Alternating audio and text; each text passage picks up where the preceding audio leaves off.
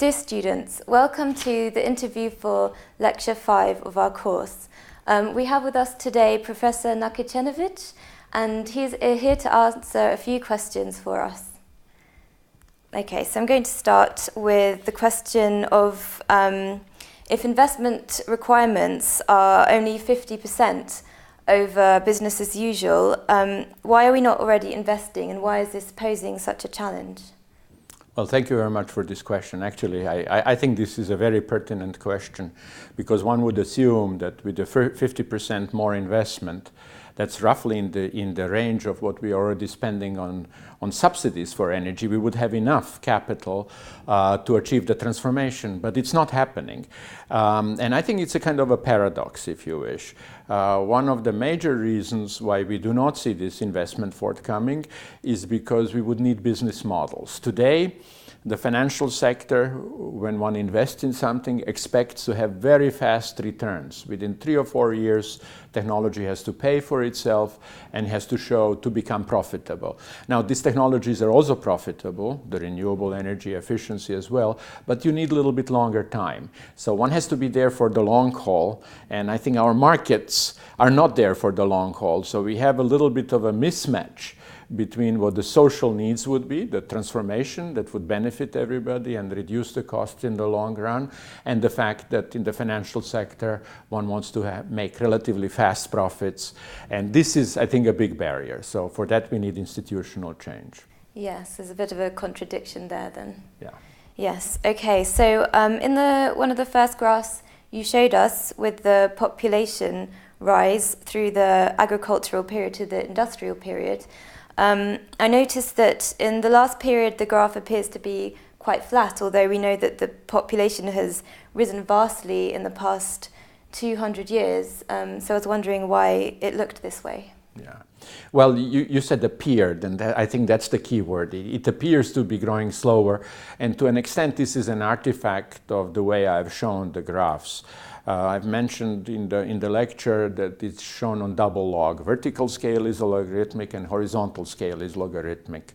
Now, in reality, if I was going to plot that on a linear scale, I would need a graph that's meters and meters long to show the last million years of human history. But on that kind of graph, it would look exponential all the way through. And just to illustrate that, so from the beginning of humanity, of Homo sapiens, let's say a million years ago, to about 10,000 years ago, we went only up to 6-7 million people in the whole world. And then from the Neolithic Revolution, so-called Neolithic Revolution, 10,000 years to just 200 years before the present, over that period, the global population grew to 1 billion. So that's a huge increase. 100,000 times it has increased. And that's exponential. But then acceleration is even larger. During the last 200 years of the Industrial Revolution, we went from 1 billion to 7 billion. And so that's almost astronomical. And now we are somewhere to the inflection point. From now on, if everything goes well, birth rates will be going down, in particular in developing countries. Here they're already relatively low, so that the population growth will slowly level off and peak at about 9 billion in 40 years. So the answer to your question, it is indeed exponential. I've chosen just the graph presentation so that I can show the deep history to see how low the population was in the previous era of human development and how fast this growth was from 1 to 7 billion in just 200 years. Okay, yes, so we hope that will stabilize eventually. Great. And I also noticed that you referred to this great transformation as the decarbonization revolution.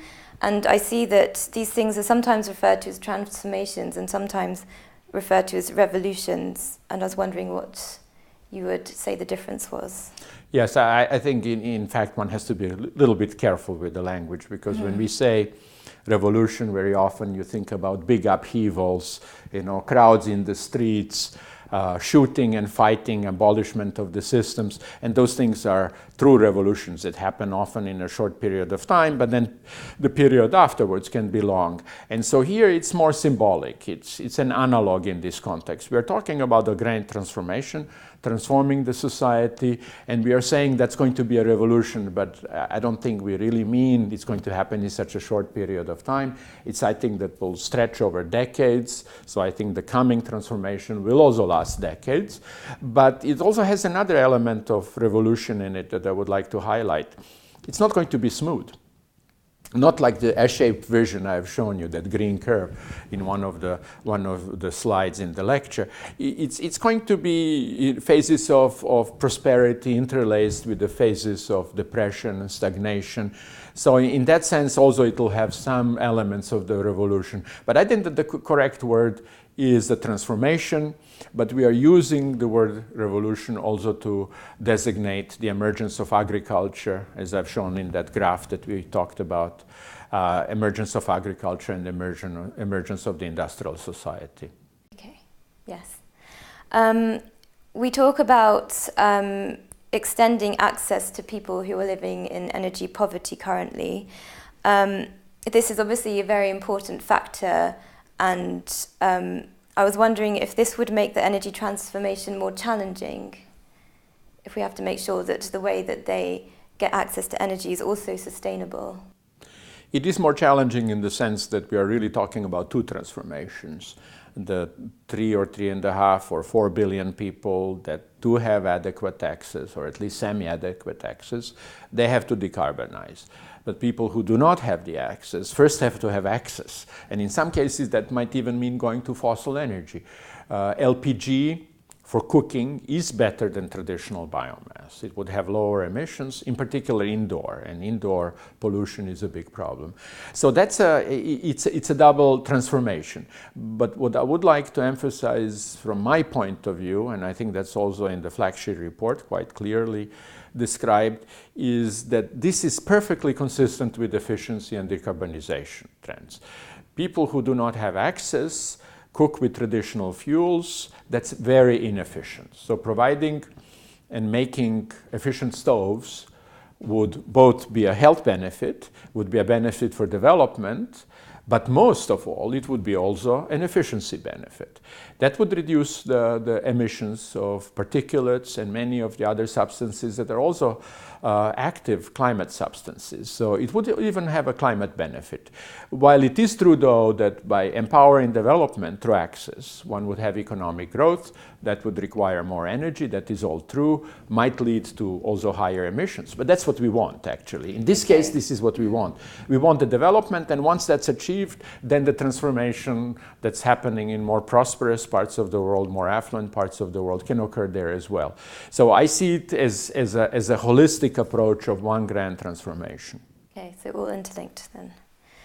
You said that when burning coal and gas, a lot of the CO2 emissions are washed out in the oceans, and I wanted to ask what kind of effect this was having on the planet also. Yeah, it is increasingly evident that it has effect as well. So much of the exchange of carbon occurs between the atmosphere and top layers of the ocean, but of course also with the biosphere. In the fall, when the leaves decay, carbon dioxide is released. In the spring, when you have growth, carbon dioxide is absorbed from the atmosphere. But the oceans have taken up the brunt of the additional carbon that we have emitted. In the lecture, I talked about 1,500 billion tons of carbon dioxide that were emitted. About half of that stayed in the atmosphere. The rest went in the top layers of the ocean and the biosphere. Now, carbon dioxide is an acid when dissolved in water. I mean, that's like Perrier or mineral water with gas. That's acidic because it has CO2 in it. And so that's what we have been doing to the top layers of the ocean, and eventually to the whole ocean. We are increasing acidity. That can have really serious negative impacts on the ecosystems in the oceans. Let me say, this is not my area of expertise, but everybody has read about the coral reefs and many other negative environmental impacts of that. So it is not just a change in temperature. Change in temperature is a kind of, I think, a symbol for many, many other planetary changes that the increased carbon dioxide emissions and greenhouse gas emissions are causing. Okay, thank you. So this supergrid is going to help get energy from one place to another from not urban areas to urban areas, and even from country to country. So I'm gathering that the scale of this is going to be very massive then. Mm-hmm. Yeah, supergrid and in general grids. I mean, we don't immediately have to jump to a supergrid. That would be kind of a future vision. But we need grids. And I think one way to explain the possibility of having ever larger role of renewables in Europe, and particularly in Germany, being one of the leading countries in this area, think of wind, that required the grid. Without the European grid, I would argue that would have not been possible. So one has to exchange large amounts of energy from the places where they're generated to the places where we need them. Urban centers definitely need energy in terms of grids. And I think one could argue we need two types of grids. We need grid for energy gases. Today that's natural gas, that's solid fossil in nature. But in the far future, and my colleague Professor Jürgen Schmidt has discussed this issue in the episode number 2, in the future we might be producing synthetic gases from renewables, including renewables that could be the methane, the main constituent of natural gas, but could be also hydrogen. But in any case, you would need a grid for that, a grid of pipelines. And then for electricity, we need a grid. And right now, Asia does not have a grid that covers the whole Asia. North America does, US, but it's not as integrated as the European one. And we would need these kind of systems. The higher the share of renewables is, I would say there are two concurrent developments. One is on-site generation, very close to the consumption, that's local, so you need local systems. And then we need these larger systems to bring offshore wind and remote solar energy to the consumption centers. And I think another concept are the smart grids. So they have to be super and they have to be smart in order to make this transformation possible. Okay, yes. I liked this picture of the house we had where we saw how it looked before and then after when it had been retrofitted, and it was 90% more efficient, I think it said. Is this possible, hypothetically, to happen to all houses or all buildings?